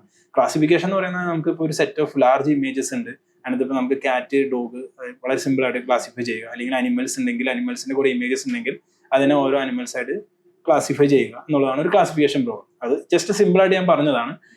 ഈ ഒരു ഐഡിയ തന്നെയാണ് നമ്മൾ ഏത് ടോപ്പിക്കാണോ ഏത് റിസർച്ചാണോ വരുന്നത് അതിനകത്ത് ഈ കുട്ടി വർക്ക് ചെയ്യുന്നത് പ്രിഡിക്ഷൻ പ്രോബ്ലം ആണോ ക്ലാസിഫിക്കേഷൻ പ്രോബ്ലം ആണോ എന്ന് ആദ്യം നമ്മൾ ഡിസൈഡ് ചെയ്യും. അതിനുശേഷം നമ്മൾ പ്രിഡിക്ഷൻ പ്രോബ്ലം ആണെങ്കിൽ അതിന്റെ ഡയറക്ഷനിലേക്ക് നമ്മൾ പോകും. അതല്ലെങ്കിൽ ക്ലാസിഫിക്കേഷൻ ആണെങ്കിൽ അതിന്റെ ഡയറക്ഷനും. അപ്പോൾ ഇത് രണ്ടിനും ഉപയോഗിക്കുന്ന ആർക്കിടെക്ചേഴ്സും കാര്യങ്ങളും കോൺസെപ്റ്റ് വൈസും തിയറിറ്റിക്കൽ കാര്യങ്ങളും എല്ലാം കുറച്ച് ഡിഫറെൻ്റ് ആണ്. അപ്പൊ ആ ഒരു ഡയറക്ഷനിലേക്ക് പോകും. പിന്നെ വരുന്നത് ഈ കുട്ടിയുടെ ടൈപ്പ് ഓഫ് ഡാറ്റ. ഈ വരുന്ന ഡാറ്റ സിഗ്നൽ ആണോ, സിഗ്നൽ ഡാറ്റ ആണോ, സിഗ്നൽസ് ആണോ, അല്ലെങ്കിൽ ഇമേജസ് ആണോ. ഇത് രണ്ടും ആകുമ്പോൾ നമുക്ക് ഉപയോഗിക്കേണ്ട ടെക്നിക്സ് വ്യത്യാസമുണ്ട്. ഇപ്പോൾ ഒരു സിഗ്നൽ ആണെങ്കിൽ സിഗ്നൽ പ്രോസസ്സിംഗ് കോൺസെപ്റ്റ് ശരിക്കും അറിഞ്ഞാൽ മാത്രമേ ആ ഒരു ഡയറക്ഷനിലേക്കുള്ള റിസർച്ചിലേക്ക് പോകാൻ പറ്റത്തുള്ളൂ. ഇമേജ് ആണെങ്കിൽ ഇമേജ് പ്രോസസ്സിംഗ് ടെക്നിക്സ്. ഇത് രണ്ടും വീണ്ടും രണ്ട് ഡയറക്ഷനിലേക്ക് പോകുന്നത്. അപ്പൊ അതാണ് നോക്കുന്നത്, ഇമേജ് ഡാറ്റ ആണോ സിഗ്നൽ ഡാറ്റ ആണോ. അതിനുശേഷം സിഗ്നൽ പ്രോസസ്സിംഗ് ആണെങ്കിൽ സിഗ്നൽ പ്രോസസ്സിംഗ് കഴിഞ്ഞതിന് ശേഷം അതിനകത്ത് നമുക്ക് പല രീതിയിലുള്ള ഫിൽറ്ററിങ് അങ്ങനെ പല കോൺസെപ്റ്റ് നമ്മൾ ഉപയോഗിക്കേണ്ടി വരും. അപ്പൊ അതിന്റെ കാര്യങ്ങൾ ഫൗണ്ടേഷൻ കാര്യങ്ങളും കറക്റ്റ് ആയിട്ട് അറിഞ്ഞിരിക്കണം. അതിനുശേഷമാണ് മെഷീൻ ലേണിംഗ് മോഡൽസിലേക്ക് പോവുക. ഇമേജ് ആണെങ്കിൽ ഇമേജ് പ്രോസസ്സിംഗ് കഴിഞ്ഞ് പല രീതിയിലുള്ള enhancement techniques, image compression techniques, അങ്ങനെ പല ടെക്നിക്സും കഴിഞ്ഞിട്ട് ഇമേജ് പ്രോസസ്സ് ചെയ്യുന്ന ആർക്കിടെക്ചേഴ്സും ഡിഫറെന്റ് ആണ്. അപ്പൊ അങ്ങനെ ഒരു ഡയറക്ഷനിലേക്ക് പോകും. അതിന് ഫൈനൽ ഓവറോൾ ബേസിക് ഐഡിയ എന്ന് പറയുന്നത് improve the performance of system. അതിനുശേഷം പ്രീവിയസ്ലി എക്സിസ്റ്റിംഗ് ആയിട്ടുള്ള സ്റ്റേറ്റ് ഓഫ് ആർട്സ് ഓഫ് ഉള്ള ഇതായിട്ട് നമ്മൾ കമ്പയർ ചെയ്തിട്ട് നമ്മൾ എന്താണ് കോൺട്രിബ്യൂട്ട് ചെയ്തതെന്ന് നോക്കിയതിന് ശേഷം നമ്മളത് വാലിഡേറ്റ് ചെയ്യുക. ഇതാണ് ഒരു ഓവറോൾ നമ്മുടെ ഒരു സ്ട്രക്ചർ എന്ന് പറയുന്നത്. ഇപ്പം സ്വാഭാവികമായിട്ടും ഡാറ്റാ സയൻസിനെ കുറിച്ച് കൂടുതൽ കാര്യങ്ങൾ നമ്മൾ മനസ്സിലാക്കി. എന്താണ് ഡാറ്റാ സയൻസ് എന്ന് ഇപ്പൊ സാറ് പറഞ്ഞു തന്നു, എന്താണ് ഡാറ്റാ സയൻസിലുള്ള റിസർച്ച് എന്ന് ഇപ്പൊ സാറ് പറഞ്ഞു തന്നു, ഡില്ലാബിൽ എന്താ നടക്കുന്നത് എന്നുള്ളതും വളരെ ക്ലിയർ ആയി. അപ്പം പല ആൾക്കാർക്കും ഇതിനോട് ഫാസിനേറ്റഡ് ആയിട്ടുണ്ടാവും. പ്രത്യേകിച്ച് AI, മെഷീൻ ലേണിംഗ്, ഇതൊക്കെ ഇപ്പം ഹോട്ട് ട്രെൻഡിങ് ടോപ്പിക് ആണല്ലോ. അപ്പം അങ്ങനെ ഫാസിനേറ്റഡ് ആയിട്ടുള്ള ഒരു കുട്ടി ഇതിലേക്ക് വരുമ്പം പിന്നെ ആ കുട്ടിയുടെ അകത്തുള്ള അല്ലെങ്കിൽ വരുന്നതിന്റെ മുന്നേ ഉള്ള ഒരു സംശയം എന്ന് പറയുന്നത് എത്രത്തോളം കരിയർ ഓപ്പർച്യൂണിറ്റി ഉണ്ട് ഈ ഫീൽഡിൽ എന്നുള്ളതായിരിക്കും. അപ്പൊ എന്തൊക്കെയാണ് ഈ ഡാറ്റാ സയൻസിന്റെ കരിയർ ഓപ്പർച്യൂണിറ്റീസിനെ കുറിച്ച് പറയുകയാണെന്നുണ്ടെങ്കിൽ? ഇതിനകത്ത് മെയിൻ ഒരു അഡ്വാൻറ്റേജ് എന്ന് പറയുന്നത് ഈ ഡാറ്റാ സയൻസ് എന്ന് പറയുന്ന ഈ ഒരു ടോപ്പിക് അല്ലെങ്കിൽ ഈ ഒരു കോഴ്സ് കംപ്ലീറ്റ്ലി ന്യൂ ആണ്. അതായത് നമ്മുടെ ഒട്ടുമിക്ക നമ്മുടെ ഇന്ത്യയിൽ എടുക്കുകയാണെങ്കിൽ ഇത് പ്രൊവൈഡ് ചെയ്യുന്ന ഇൻസ്റ്റിറ്റ്യൂട്ടിന്റെ എണ്ണം വളരെ ലിമിറ്റഡ് ആണ്, അല്ലെങ്കിൽ പല ഇൻസ്റ്റിറ്റ്യൂട്ടും ഇപ്പൊ തുടങ്ങിയിട്ടുള്ളൂ. അപ്പൊ അതുകൊണ്ട് തന്നെ ജോബ് ഓപ്പർച്യൂണിറ്റീസ് വളരെ വലുത് തന്നെയാണ് വരുന്ന കുട്ടികൾക്ക്. ഇതിനകത്ത് ഇപ്പൊ നമ്മൾ ഈ പറഞ്ഞ മാതിരി ഞാൻ നേരത്തെ എക്സ്പ്ലെയിൻ ചെയ്ത പോലെ തന്നെ തീമാറ്റിക് ഉള്ള രീതിയിൽ പറഞ്ഞല്ലോ. അതായത് സ്റ്റാറ്റിസ്റ്റിക് മാത്സ് ഓറിയന്റഡ്, അതല്ലെങ്കിൽ കമ്പ്യൂട്ടർ സയൻസ് ഓറിയന്റഡ്, അതല്ലെങ്കിൽ ALML ഓറിയന്റഡ് എന്ന് പറയുന്നത്. അപ്പൊ ഈ ഡാറ്റാ സയൻസ് കരിക്കുലം, അതായത് ഈ ഡാറ്റാ സയൻസ് കോഴ്സ് കഴിയുന്ന ഈ കുട്ടിക്ക് ഒരു പക്ഷേ ഇത് മൂന്നിലും ഈക്വലി ഇൻട്രസ്റ്റഡ് ആയിരിക്കില്ല. ഇതിൽ ഏതാണ് ആ കുട്ടിക്ക് ഇൻട്രസ്റ്റഡ് ആയിട്ടുള്ളത്, ഇത് ഗ്രാജുവേറ്റ് ചെയ്ത ഒരാളുടെ ഫ്രീഡം ആണ് ഇതിൽ വർക്ക് ചെയ്യണം എന്നുള്ളത്. അതിനനുസരിച്ച് ജോബ് ഓപ്പർച്യൂണിറ്റീസും അങ്ങോട്ടും ഇങ്ങോട്ടും മാറിക്കൊണ്ടിരിക്കും. ഇപ്പൊ ഫോർ എക്സാമ്പിൾ ആയിട്ട് പറയുകയാണെങ്കിൽ ഒരു ALML എന്ന് പറയുന്ന തീമിൽ അത് ഇൻട്രസ്റ്റിംഗ് ആയിട്ട് പോകുന്നു, അതിനകത്ത് പ്രൊജക്ട് ചെയ്തിരിക്കുന്ന ഒരു കുട്ടിയാണെങ്കിൽ അവർക്ക് വരുന്ന ഓപ്പർച്യൂണിറ്റി മെഷീൻ ലേണിംഗ് എഞ്ചിനീയറിംഗ് എന്ന് പറയുന്ന, അല്ലെങ്കിൽ ഡാറ്റ എഞ്ചിനീയറിംഗ്, അതല്ല ഡാറ്റ എഞ്ചിനീയർ, അല്ലെങ്കിൽ ഡാറ്റ അനലിസ്റ്റ്, അല്ലെങ്കിൽ ബിസിനസ് രീതിയിലേക്ക് താല്പര്യമില്ലെങ്കിൽ ബിസിനസ് അനലിസ്റ്റ് എന്ന് പറയുന്ന ജോബ് റോൾസ് അവൈലബിൾ ആണ്. ഇനി അതല്ലെങ്കിൽ നമ്മുടെ കമ്പ്യൂട്ടർ സയൻസ് പ്രോഗ്രാമിംഗ് കാര്യങ്ങൾ വരികയാണെങ്കിൽ അതിൽ താല്പര്യമുള്ളവരാണെങ്കിൽ അവർക്ക് നമ്മുടെ നേരെ IT മേഖലയിലേക്ക് പോകാവുന്നതാണ്. പക്ഷെ കുറച്ച് സ്കിൽസും കൂടി അവർ അഡീഷണലി എടുക്കേണ്ടി വരും, അഡീഷണലി അവർ എഫേർട്ട് എടുത്ത് ചെയ്യേണ്ടി വരും. പക്ഷെ IT ജോലി സാധ്യതയുടെ ഒരു ഓപ്പണിംഗ് അവിടെ വരുന്നുണ്ട്. ഏത് രീതിയിലേക്ക് വരുന്നാലും ആ ഒരു IT വരുന്ന ഒട്ടുമിക്ക ജോലികളും ഈ കുട്ടികളും എലിജിബിൾ ആണ്, അല്ലെങ്കിൽ അവർക്ക് ചെയ്യാൻ പറ്റുന്നതാണ്. അതിനുശേഷം സ്റ്റാറ്റിസ്റ്റിക്സ് മാത്സ് എന്ന് പറയുന്നത് ബേസിക്കലി അവര് പറയുകയാണെങ്കിൽ, നമുക്കിപ്പോൾ ഒരു റീസെന്റ് എക്സാമ്പിൾ പറയുകയാണെങ്കിൽ ഇപ്പോൾ RBI ഒരു ഇന്റേൺഷിപ്പ് ഓപ്പർച്യൂണിറ്റീസ് വന്നിട്ടുണ്ട്. അപ്പോൾ അവർക്ക് ഫിനാൻസ് സെക്ടറിൽ അവർക്ക് ഒരുപാട് ജോലി സാധ്യതകളുണ്ട്. ഫിനാൻസ് എവിടെ വേണമെങ്കിലും നമുക്ക് മാർക്കറ്റ് അനലൈസ് ചെയ്യാനും അങ്ങനെയുള്ള കാര്യങ്ങളിലൊക്കെ സ്റ്റാറ്റിസ്റ്റിക് കാര്യങ്ങൾ എവിടെയൊക്കെ അപ്ലൈ ചെയ്യാനും ഒരു കമ്പനിയിൽ അതിന് പർട്ടിക്കുലർ ജോബ് ഓപ്പർച്യൂണിറ്റീസ് ഉണ്ട്. അല്ലെങ്കിൽ ഗവൺമെന്റ് സെക്ടറുകളിലായാലും ഈ പറഞ്ഞ ഒരുപാട് ഓപ്പർച്യൂണിറ്റീസ് ഉണ്ട്. അപ്പൊ ഇത് ബേസിക്കലി എല്ലാം കണക്ട് ചെയ്തിരിക്കുന്നത് ഏത് തീമിലേക്ക് പോകണം എന്നതിനനുസരിച്ചാണ് എല്ലാ ജോലി സാധ്യതയും ഇതിന്റെ ഫുൾ കണക്ട് ആയിട്ട് കിടക്കുന്നത്. അപ്പൊ ഇനി ഡാറ്റാ സയൻസിലേക്ക് ഒരു കരിയർ ബിൽഡ് ചെയ്യാൻ വിചാരിക്കുന്ന ഒരാളാണെന്നുണ്ടെങ്കിൽ അയാള് എങ്ങനെയാണ് സ്വയം പ്രിപ്പയർ ചെയ്യേണ്ടത്? അതായത് എന്തൊക്കെ സ്കിൽ സെറ്റ് ഉള്ള ഒരാൾക്കാണ് ഡാറ്റാ സയൻസിൽ ഒരു കരിയർ ബിൽഡ് ചെയ്യാൻ പറ്റുക? ഇത് ഫസ്റ്റ് സ്കിൽ എന്ന് പറയുന്നത് മാത്തമാറ്റിക്കൽ ഫൗണ്ടേഷൻ വളരെ സ്ട്രോങ് തന്നെ ആയിരിക്കണം. പല കുട്ടികളുടെയും ഒരു കോൺസെപ്റ്റ് ആണ് ഇവിടെ ഇതിൽ വരുന്നത്, പ്രോഗ്രാമിംഗ് ആണ് കൂടുതൽ, പക്ഷേ മാത്തമാറ്റിക്കൽ കോൺസെപ്റ്റ് കുറവാണെന്നുള്ളത്. പക്ഷേ അത് കോൺസെപ്റ്റ് തെറ്റാണ്. മാത്തമാറ്റിക്കൽ ഫൗണ്ടേഷൻസും മാത്സും വളരെ സ്ട്രോങ് തന്നെ ആ കോൺസെപ്റ്റുകൾ നമ്മൾ ഇതിനകത്ത് അപ്ലൈ ചെയ്യുന്നുണ്ട്. അപ്പോൾ അതുകൊണ്ട് മാത്തമാറ്റിക് കാര്യങ്ങളിൽ ഇൻട്രസ്റ്റിംഗ് ഉള്ളവർ തന്നെയാണ് ആദ്യം ഫസ്റ്റ് സ്റ്റേജിൽ ഈ ഒരു ഇതിനകത്ത് വരുന്നത്. അപ്പം മാത്സ് സ്ട്രോങ് ആയിരിക്കണം, മാത്തമാറ്റിക്കൽ സ്കിൽസ് എല്ലാം തന്നെ സ്ട്രോങ് ആയിരിക്കണം. അതിനുശേഷം വരുന്നതാണ് പ്രോഗ്രാമിംഗ് സ്കിൽസ്. പ്രോഗ്രാമിംഗ് സ്കിൽസ് എന്ന് പറയുമ്പോൾ ഒട്ടുമിക്ക ഇതിനകത്ത് നമ്മൾ ഉപയോഗിക്കുന്ന പ്രോഗ്രാമിംഗ് ലാംഗ്വേജ് പൈത്തൺ കോഡിംഗ് തന്നെയാണ്. പക്ഷേ SQL അതേപോലെ തന്നെ നമ്മൾ ജാവയ്ക്ക് കുറവാണ്, ലിമിറ്റഡ് ആണ്. പിന്നെ ആർ പ്രോഗ്രാമിംഗ് വളരെ എഫിഷ്യൻ്റ് ആയിട്ട് തന്നെ ഇതിനകത്ത് വർക്ക് ചെയ്യാവുന്ന ഒരു ഇതാണ്. അപ്പം അങ്ങനെ വരുന്ന കുറേ പ്രോഗ്രാമിംഗ് സ്കിൽസ് ഡെവലപ്പ് ചെയ്യുക. പിന്നെ വരുന്നത് ഇപ്പം ഡാറ്റ അനാലിസിസിന് നമ്മുടെ കരിക്കുലം ഓഫർ ചെയ്യുന്ന ഒരു ടൂളാണ് ഈ പറഞ്ഞ ഒരു ടാബ്ലൂ.